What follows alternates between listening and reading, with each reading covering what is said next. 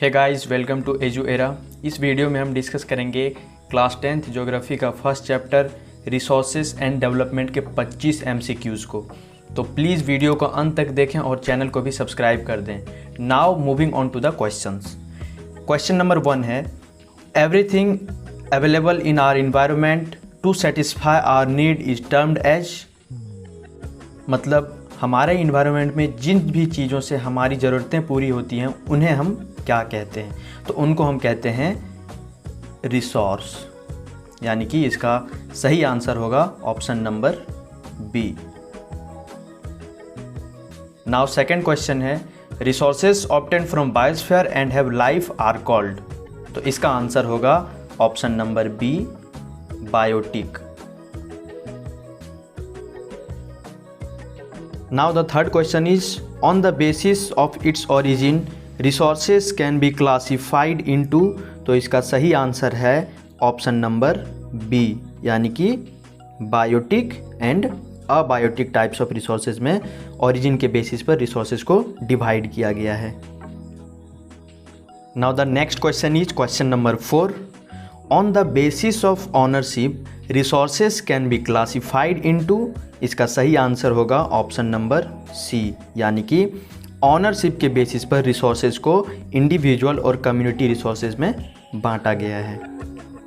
Question number 5 है, resource planning is essential for dash existence of all forms of life.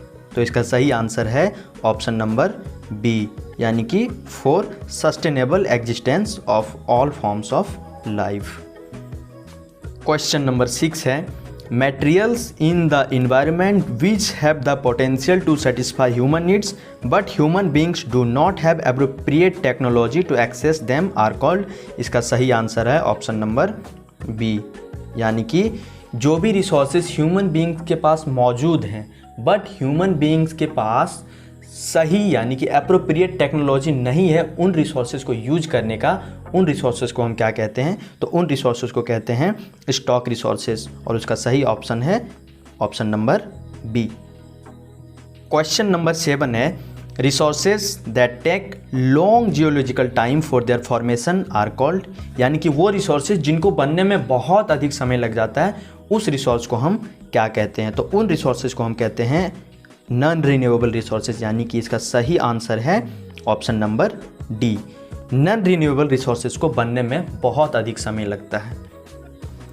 Now next question, question number 8, what percentage of our land should be under forest according to the national forest policy 1952, यानी कि government के द्वारा 1952 में लाया गया national forest policy के अंतर्गत कितने परसेंट ज़मीन जो है वो फॉरेस्ट कवर्स में होने चाहिए, यानी कि कितने परसेंट ज़मीन पर जंगल लगे होने चाहिए। तो उसका सही आंसर है ऑप्शन नंबर ए, यानी कि 33% टोटल जो ज़मीन हमारे पास मौजूद है उनमें से 33% ज़मीन पर फॉरेस्ट कवर होना ही चाहिए for a healthy environment.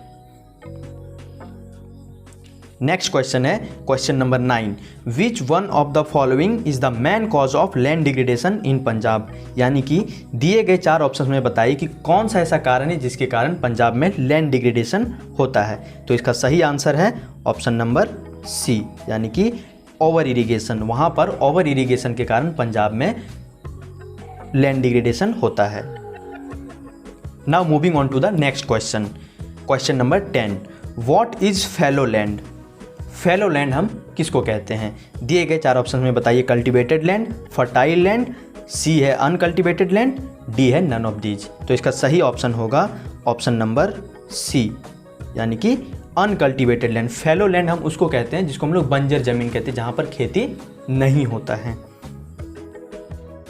Next question is question number 11, why do we need resource planning. Resource planning की ज़रूरत हमें क्यों होता है? तो इसका सही आंसर है ऑप्शन नंबर ए, यानी कि because of enormous diversity in the availability of resources, यानी कि अलग अलग जगह पर अलग अलग तरीके के रिसोर्सेज पाए जाते हैं। तो रिसोर्स प्लानिंग की हमें ज़रूरत इसलिए होती है ताकि उन रिसोर्सेज को सही जगह पर यूज किया जा सके, इसलिए हमें रिसोर्स प्लानिंग की ज़रूरत होती है। तो इसका सही ऑप्शन है option number A. Question number 12 है, in which of the following states mining has caused severe land degradation. Option number A है गुजरात, ऑप्शन नंबर बी है झारखंड, ऑप्शन नंबर सी है केरला और ऑप्शन नंबर डी है उत्तरांचल। तो आप बताइए कि इन चारों स्टेट्स में कौन सा ऐसा स्टेट है जहां पर लैंड डिग्रेडेशन माइनिंग के कारण होता है। तो इसका सीधा सीधा आंसर होगा ऑप्शन नंबर बी झारखंड, क्योंकि हम जानते हैं कि झारखंड में माइनिंग बहुत ज़्यादा होता है और झारखंड में आए दिन माइनिंग के कारण लैंड डिग्रेडेशन होता रहता है। तो इसका सही आंसर है option number B. Question number 13, the main cause of land degradation in Punjab, Haryana and western Uttar Pradesh is, यानी कि पंजाब, हरियाणा और उत्तर प्रदेश का कुछ पार्ट जिसमें वेस्टर्न उत्तर प्रदेश आता है वहाँ पर लैंड डिग्रेडेशन किसके कारण होता है। तो इसका आंसर है ऑप्शन नंबर बी, यानी कि दिए गए जितने भी जगह हैं पंजाब, हरियाणा और उत्तर प्रदेश, वेस्टर्न उत्तर प्रदेश, वहाँ पर लैंड डिग्रेडेशन ओवर इरिगेशन के कारण होता है। Now next question is question number 14. Which of the following is not a measure for soil conservation? कह रहा है कि दिए गए चार ऑप्शन में बताइए कि कौन सा ऐसा ऑप्शन है जिनसे हम मिट्टी को नहीं बचा सकते हैं, सॉइल को कंजर्व नहीं कर सकते हैं, सॉइल कंजर्वेशन उससे नहीं हो सकता। तो इसका सीधा सीधा आंसर है option number D, over drawing of ground water, यानी कि इस टेक्निक से हम सॉइल कंजर्व नहीं कर सकते। क्वेश्चन नंबर 15 है, in which one of the following states is terrace cultivation practised. Punjab, plains of Uttar Pradesh, Haryana, Uttarakhand.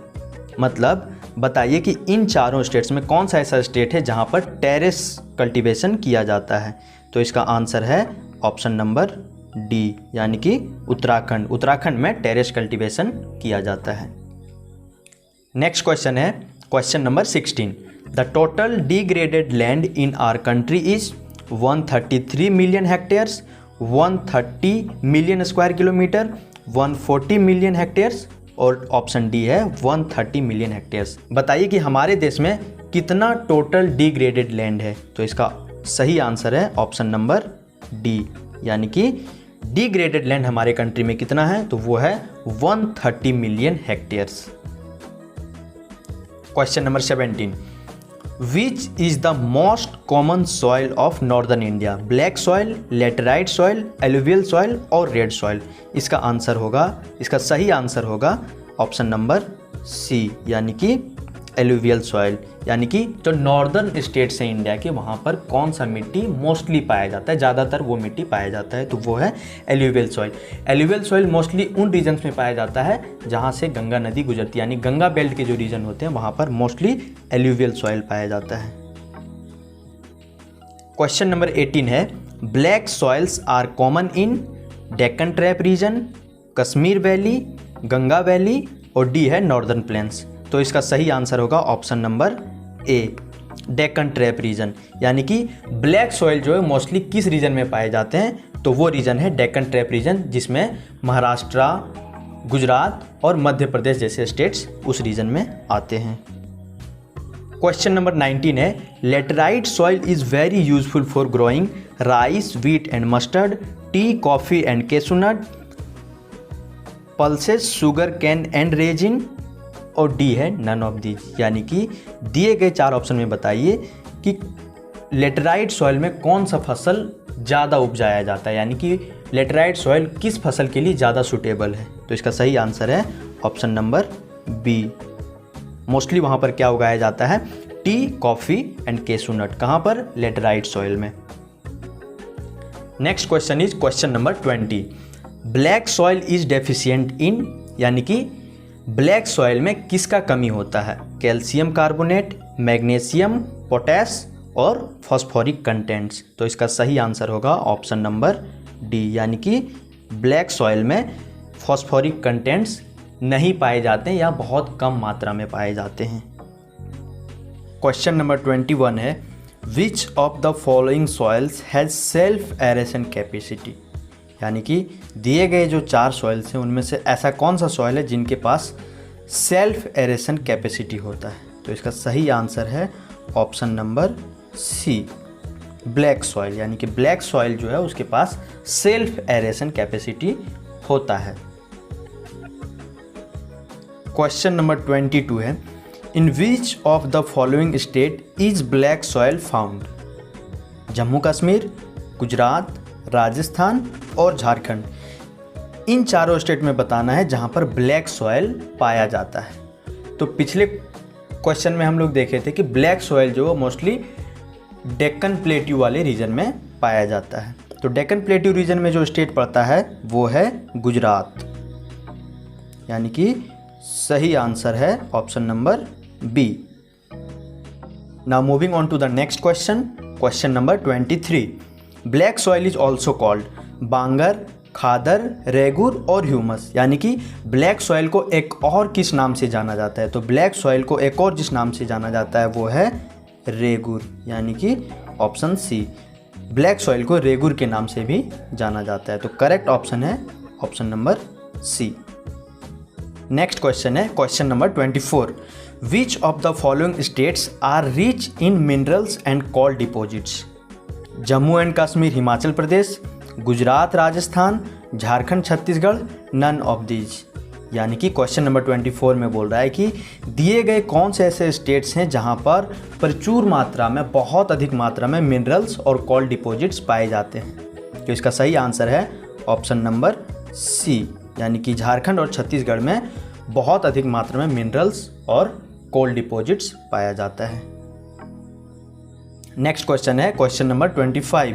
India's territorial water extends up to a distance of? इसका सही आंसर है ऑप्शन नंबर बी, यानी कि 12 नॉटिकल माइल्स, और 1 माइल्स में होता है 1.8 किलोमीटर। तो इंडिया का जो टेरिटोरियल वाटर है वो लगभग 12 माइल्स का है। Thank you for watching. अगर वीडियो हेल्पफुल लगी हो तो प्लीज़ वीडियो को लाइक और शेयर करें। Thank you so much guys for watching. Stay tuned and stay safe.